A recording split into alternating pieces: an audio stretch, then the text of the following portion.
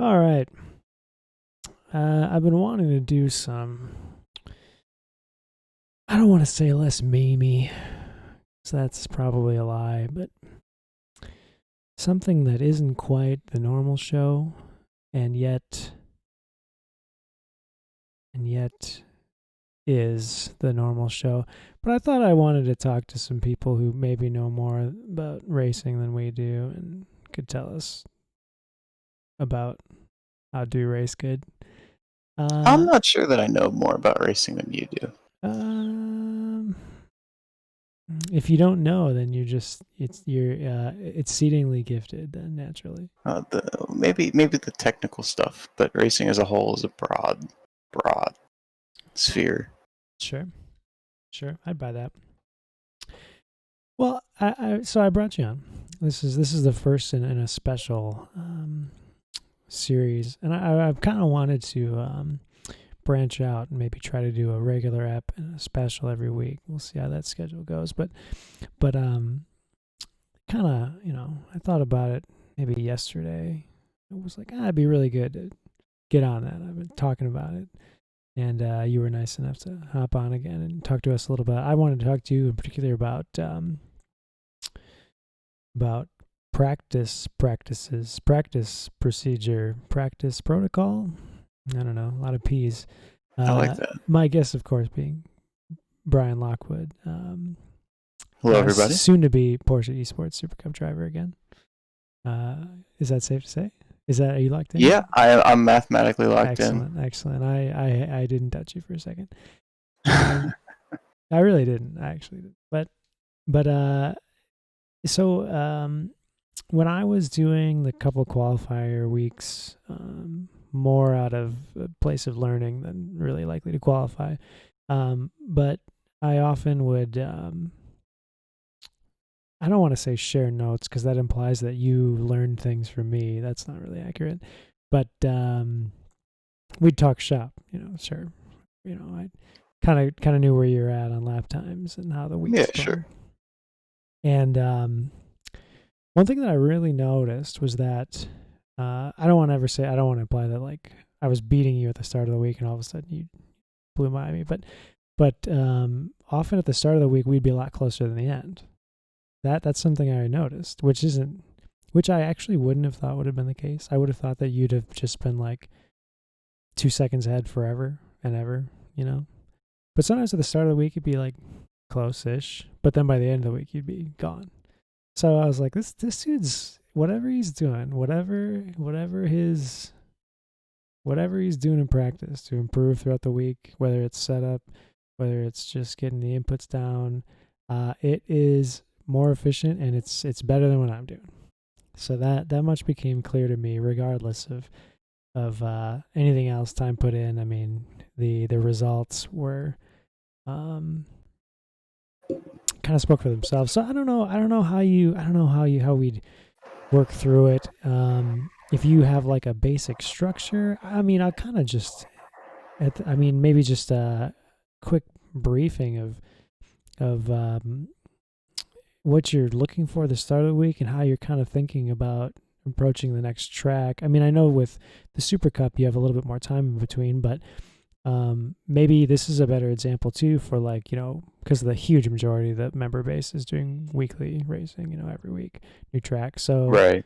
Talking about the qualifying series might be kind of interesting how you approached it with the, transitioning from the previous week on the Saturday morning and you're done and then going to the next one. How do you kind of get yourself in the mindset and how do you, I don't know, what does your week look like when you start out? Well, you just covered a lot of different things that I want to get into, but for sure I think we got to take these one step at a time.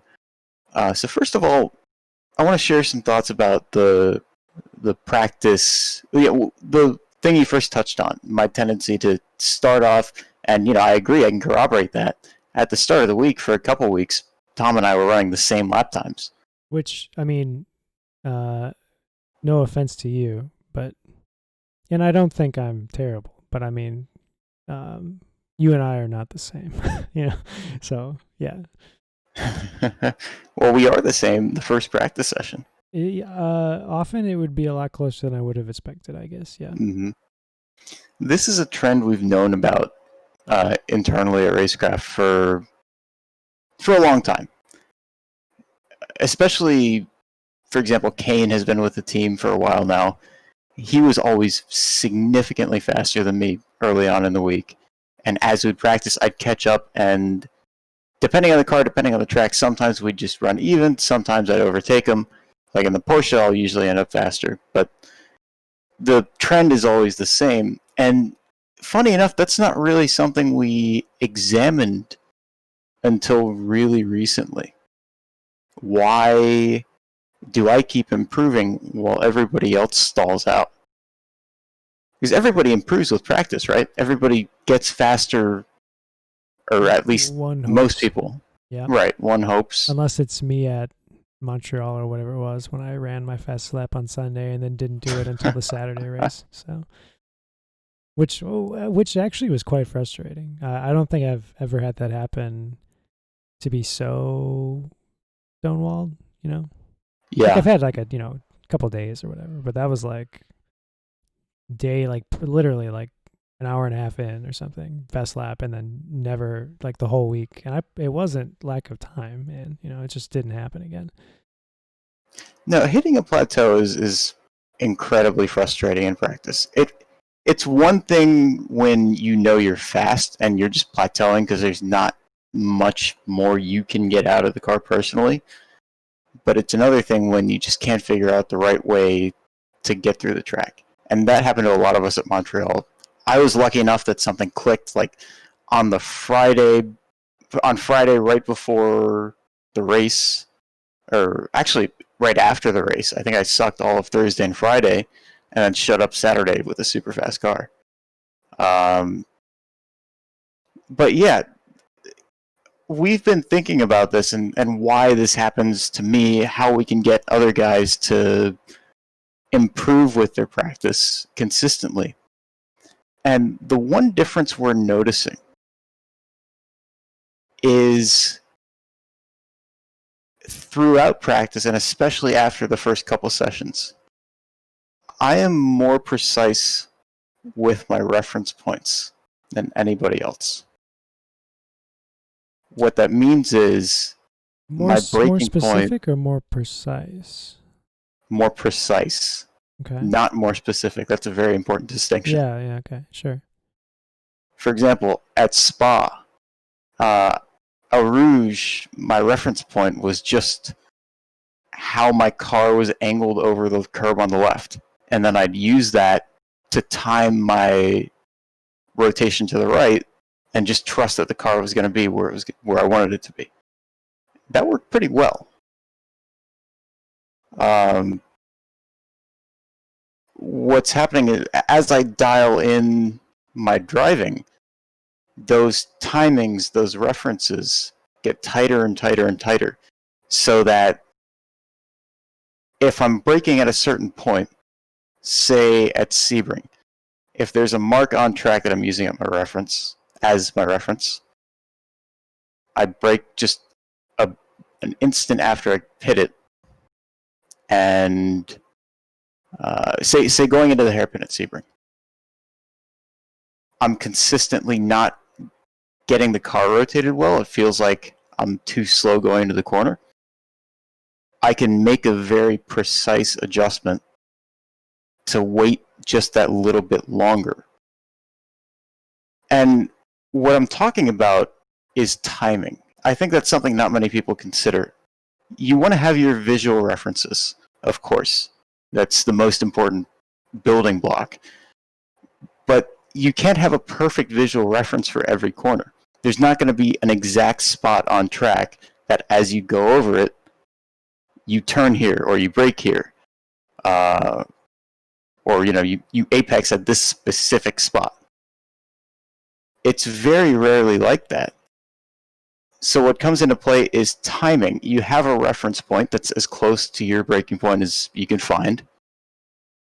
And if you can time your braking consistently after that reference, then you can have a consistent braking point, very, very consistent, just within a couple feet. without visually seeing anything. So what I think is happening, and this is just a theory at this point. What I'm about to say is just conjecture, but it's an educated guess. My guess is that as I practice, I have my reference points, but I'm developing my timing to be more consistent and more precise, and also using that precision to make micro adjustments for each corner. And that's what gets me going faster and faster. Okay, sure. I mean, that's interesting that you kind of say there's like, I thought it was interesting you described there is no perfect reference. There's like you have your references, but your timing and your tiny adjustments are kind of making the pace. But let's we hit on the I don't know, the way you have taken the references and moved through them, and how you're finding that more speed. So like in the first couple days of your practice, like let's break it down on a more structural situation. Are you in your first couple sessions out? Are you just like doing laps? Are you just finding your early marks? I mean, what is your I imagine there's not too many times you're at a track you've never been before. I mean, maybe never at this point, but until they make a new one. But let's say you haven't been there a long time, or even if it was possibly new. What does that first couple sessions look like for you? Well, especially in a car like the Porsche, which is very particular, every track is like a new track unless I've been there in the Porsche. Of course, I don't have to worry about remembering where the track goes, but it still takes me a couple sessions to even get basic references and turn-ins and all that. But that's actually something I'm working on right now. I mentioned before the podcast that there are things that we're doing, things we've developed, and there are things that we're focused on working on right now. Structuring the practice is something that we're working on. My process, I will say it's a little more refined than it used to be. It used to be just running laps all the time. And probably not uncommon for people, yeah. Yeah. So what I've learned to do, and I think the reason I ever got to a world championship level, is I always improve as I'm running laps. Like I notice what works and what doesn't, what feels a little bit wrong, all that.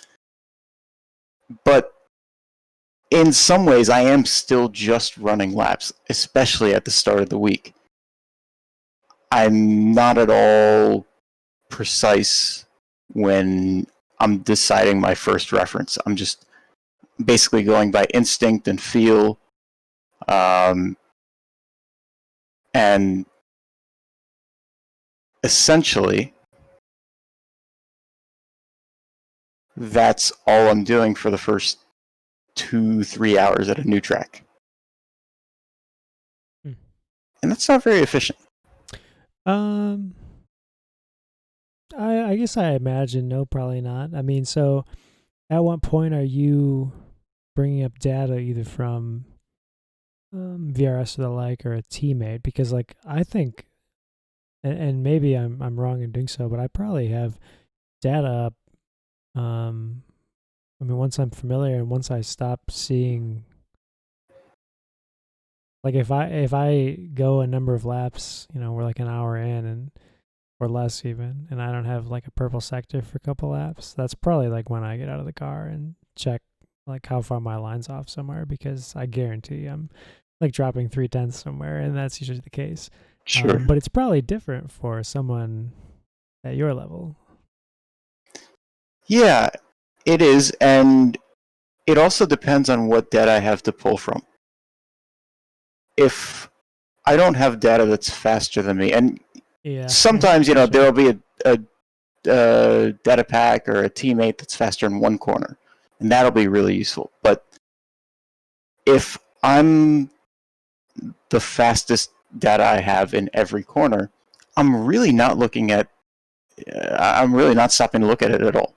Yeah, I don't know what it would tell you other than something about yourself. I don't know. Yeah, I mean, some things like if I'm struggling with the rotation of the car, for example, I'll see what inputs I'm putting in, see if there's something not quite adding up. Uh, just try and search for answers there. Or, if the setup just doesn't feel right, I'll see if I can glean something from the data. But in general, especially for driving, if I don't have a faster reference for driving, I don't really see much. That's not true. I do see value in it, but it's not part of my structure right now. No, that makes sense. It makes sense. I mean, it's probably very different for someone like me who, at least in the Porsche, I don't think I ever beat Rogers. I think back when Phil Sell was doing the VRS sets, I think I beat him like one time, maybe a couple times, but and Josh's flaps are fast. Yeah, they're very good. Like there's like other cars where if I can get very close or like right on, I'm happy. I'm very happy. But with his laps, like when I'm within three quarters of a second, it's like that's like my IR pace. It's very he's very fast. His laps are very good right now in the data packs. So they are. The more relevant information, I think, is when I do have someone faster than me, and this happens a lot, like with the VRS data pack or teammates earlier in the week when I'm not fully polished. I'm still finding the best way through each corner, still making tweaks to the setup. I'm making tweaks to the setup until right before the race. But for the sake of this conversation, I generally, like if there's a corner I'm working on that I know I'm losing time in, I'll generally stop to look at data once I feel like I stop improving. I stop trying different things. I just hit a wall. I think that's the perfect time to look at data and just see what you might be missing.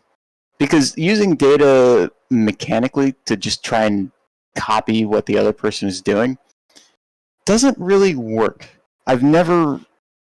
People really try to do that a lot, and I've never seen it be effective. Because driving a race car fast is so much of a feeling thing. It's almost an art as much as it's a skill. So how would you recommend approaching it, I guess? You have to feel it for yourself. And what I mean by that is you have to be trying different things. And what data should be telling you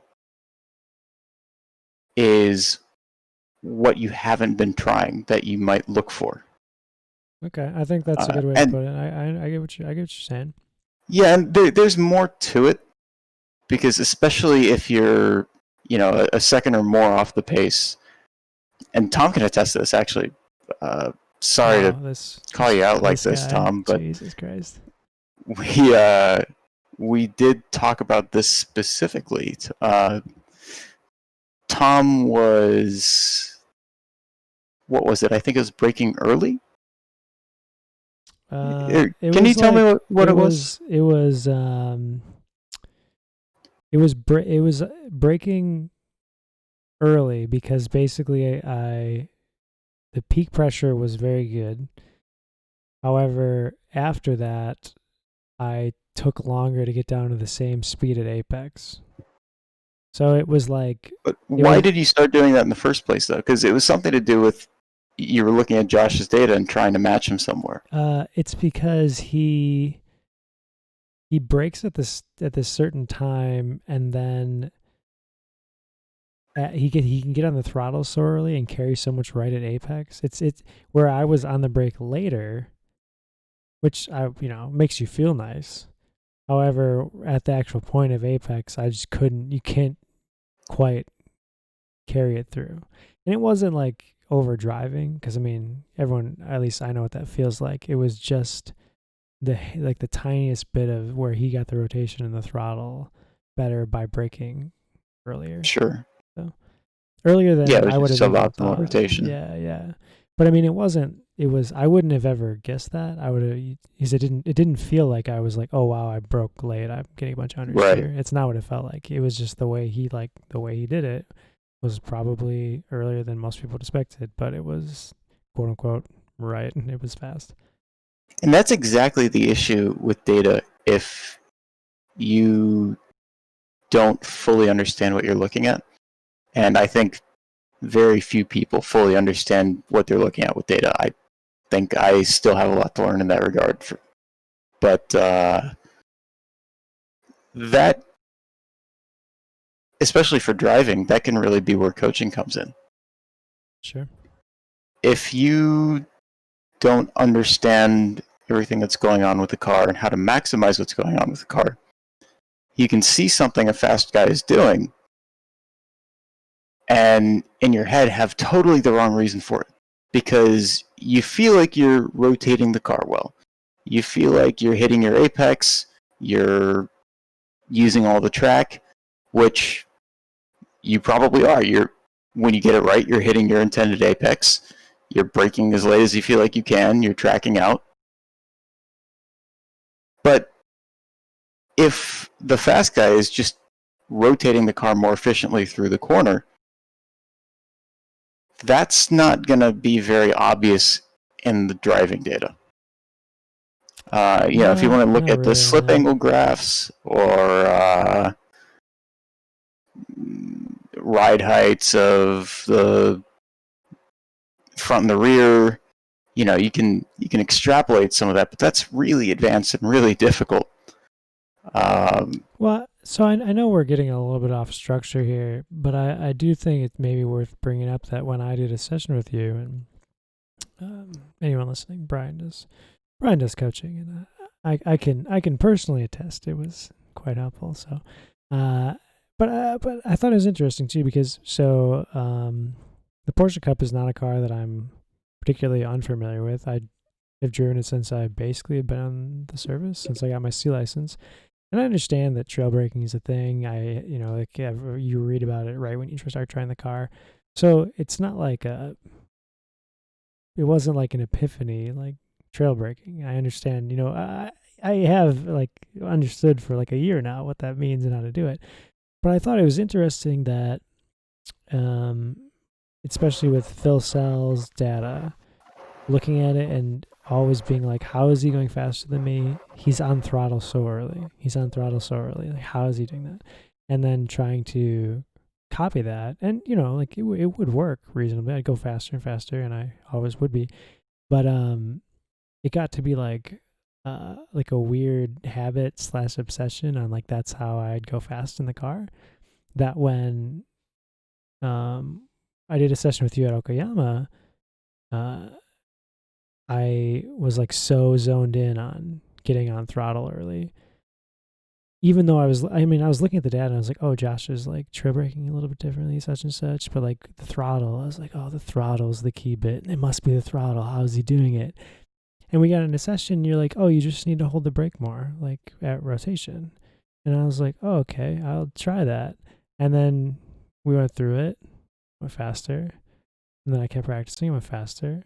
And then I got to Sebring and I went faster, and I was like, I just needed someone to tell me how to do the thing good. Like, so work through it and look at the data and understand and explain. I don't want to that's simplifying what you looked at, not what you do. But in the end, it's like someone who knows what they're looking at, how to explain it, and how to go faster. Like, that's what it took. And it wasn't because I didn't understand the car, but that's the coaching thing that really I think is quite valuable. Yeah, exactly. And I think, well, you really hit the nail on the head on what value there is in coaching immediately. And a lot of people in like the 3,000 to 4,000 I rating range are in a place that they naturally are pretty close to the limit of the car. You understand your racing lines. You understand how to hit the apex. You understand keeping the car on the limit throughout the corner. But the techniques of actually manipulating the limit so that the car remains balanced through the corner, or adjusting your racing line so that you use the rear tires fully, for example, just throwing out something random, you just don't know that you're missing it. Mm-hmm. Like, especially in that 3 to 4K range. I see it all the time. People have the right idea, you just don't know what you're missing. So I think there's really a ton of value in getting just one coaching session every few months. Now, there's also value in a more specific, more intense program, like once a week or even more. But that's more if you're trying to improve quickly, and certainly there's a ton of value per dollar to get a coaching session just to check in, just to see what you're missing right now. And I think Tom can attest to that. Yeah, I would agree. Yeah, and not everyone has the budget for weekly, but I don't think you necessarily. And of course, like, yeah, getting coaching all the time, like, that's obviously the best way. But yeah, I honestly think once a month or once every other month is, like, for a lot of people, it's probably, I don't know. I would hesitate to call it sufficient, but I mean, probably surprisingly useful. I imagine a lot of people would be surprised on how much that difference that makes. So now we've gotten in the weeds a little bit, and that's I think really interesting. But I think it's interesting how you talked about RKE and what you guys are doing. But if so, like, let's say, what do you think? Maybe we could break down like an ideal. Let's say, like, I'm thinking like a 2.8K or 3K, where it's like certainly proficient and understand the car, understand some level of racecraft. But if someone's doing a weekly series, they're right around that, just on the edge of 3K. What do you think, like, an ideal workup to the maybe like someone who's going to race like Thursday and then the weekend? What is like an ideal practice week you think that would look like? Say I have, I don't know, 4 hours to practice throughout the week. So, like, when do I start looking at data? When do I start thinking about setup? When do I, when do I need to pull elsewhere? Like, when do I decide to make these things as just turning laps? That's kind of what I'm interested, because I'm kind of interested to hear what you think about that. How I be really efficient with my time. Sure.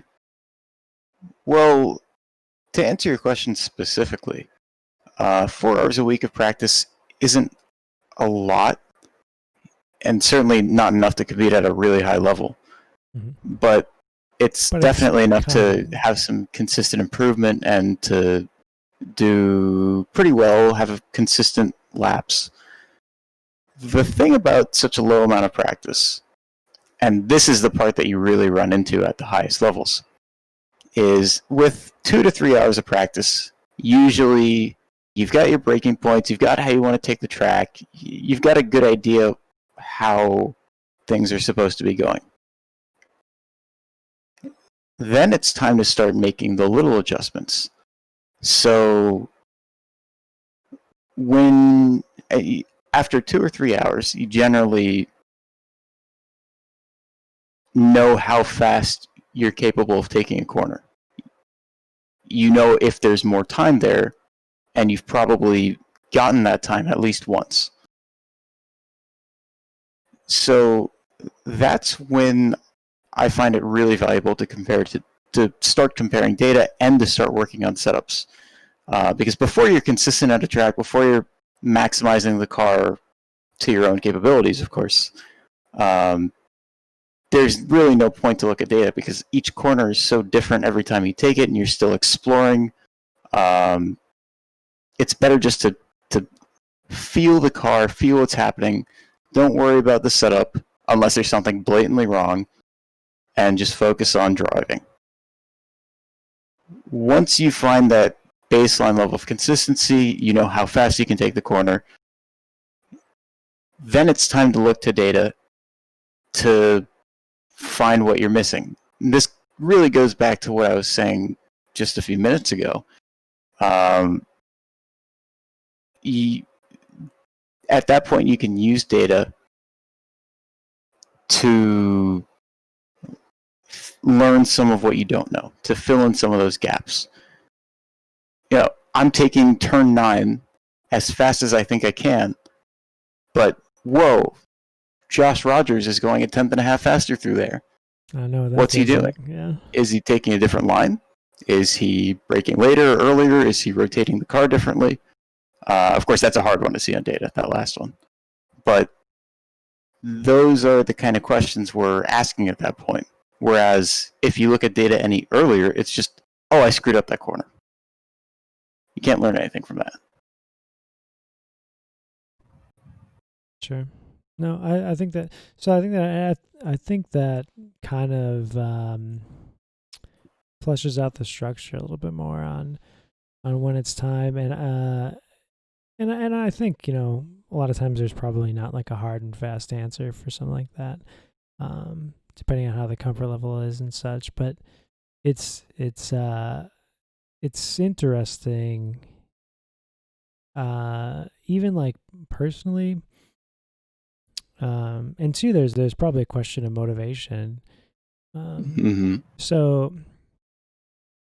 yeah, and I don't usually have more time than I would be motivated to use. Just being a father and having a job and playing music on the side. I mean, relatively busy, although with COVID I haven't been playing a lot of gigs. However, normally I don't have extra time. I could just be like, oh man, if I was more motivated, I could be practicing right now. Although I could be not recording this damn podcast. I could be driving right now. So I guess that's a problem. But I do actually, this is something that I found different ways to motivate myself in to just not run laps. So and I imagine it's probably different for everyone too, and to be like really focused on what you're doing, and it probably needs different levels of, you're maybe working on a setup, you want to be more consistent rather than like just outright blazing fast because you want a good baseline of data. But so like, for example, my to keep motivation up sometimes, I like to, I'm big into like competing against myself. Maybe it's because from the cycling background. But so how do you, because I know you've put big hours in, like Zandvoort last year for the Porsche Esports Super Cup was like 60 hours or something. And I know a lot of people are not in the situation to just have tons of time, but like, how do you keep motivated and not just like brainlessly running laps sometimes, and when it comes later in the week? Well, I'll tell you what, that motivation problem is exactly what happened after Zandvoort. And although Zandvoort was an amazing experience, being that far up in the World Championship, I felt like I had pace to run with anybody except Seb and maybe Josh. And that was just incredible. It was one of the highest highs I've ever felt.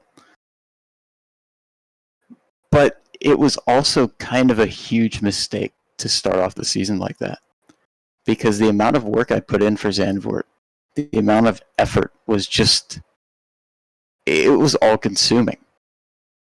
And while it gave me a great result, it also set the bar really high for myself. So all of a sudden, and of course, there's a lot to learn from this in mental game and in strategies to practice. But my experience this season was that the Zandvoort race actually contributed to me burning out pretty hard, I think around Donington. Because it felt like no matter how much effort I put in, I wasn't going to put in the same amount that I put into Zandvoort because that was just unsustainable completely. I mean, whenever I had any energy at all, I was practicing. Yeah. And I just got into a situation where I could never put that much time into another race, yet I still wanted to have that same result or close to it. That sounds like a real recipe for high anxiety. You have no idea. Yeah, sure. 2020 has been a good year for me, but it's also been one of the most stressful years of my life. But I learned a lot from it, and I'm really happy I have had the chance to have this experience. Back to your question, motivation. Mm-hmm. How do you do better? Mm-hmm.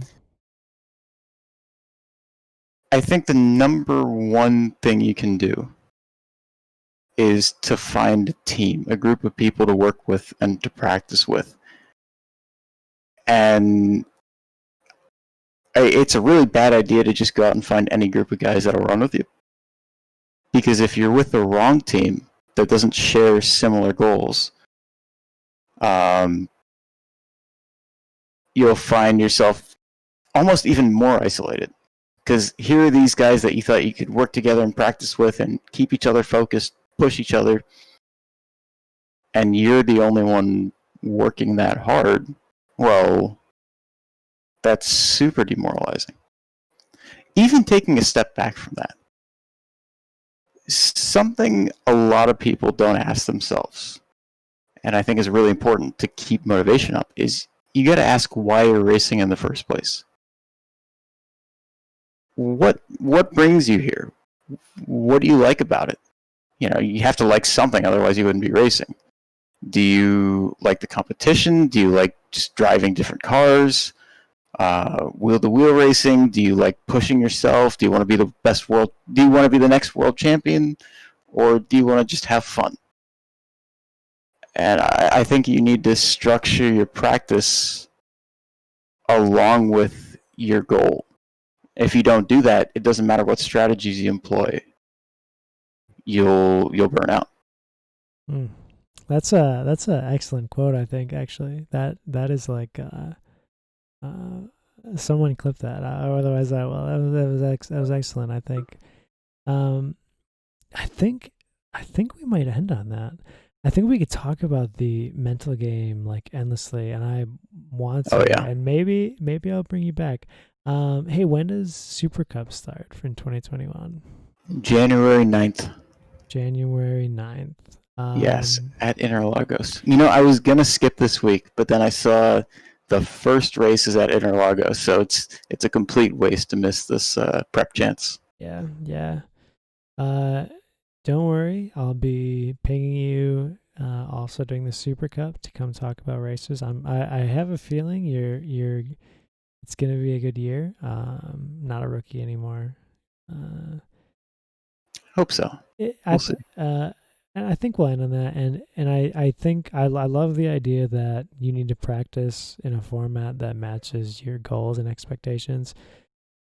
And I thought it was great. You mentioned having fun, and even if that's not like, I think like it would be easy to say, oh, they're just having fun. Oh, they're fun racer, which is one, not productive to hate on people who have fun because that's like the goal. I don't know. That's what we all do.